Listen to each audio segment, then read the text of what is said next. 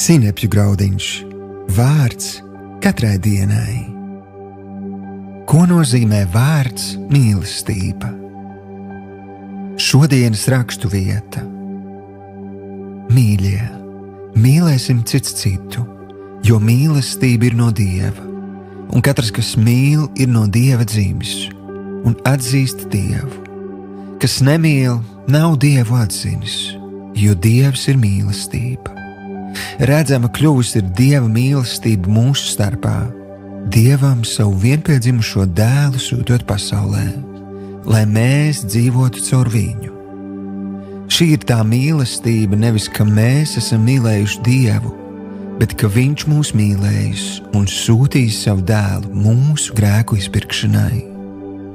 Mīļie, ja Dievs mūs tā ir mīlējis, tad arī mums pienākas citam citu mīlēt. 1. Jāņa 4. nodaļa, 7. līdz 11. pants. Šodienas pārdomas. Ko nozīmē vārds mīlestība? Mūsdienu valodās tas tiek saistīts ar mīlestību pret cilvēkiem, dzīvniekiem vai pat lietām un ēdienu. Interesanti, ka grieķu valodā mīlestību var izteikt ar dažādiem vārdiem, tā ļaujot labāk izšķirt tās plašā spektra nianses. Minēšu 3 populārākos. Eros, romantiskā mīlestība starp vīru un sievu. Filos, brālīgā mīlestība. Un agape, dievišķā, ja beznosacījumu mīlestība. Agape ir visaugstākā mīlestības forma.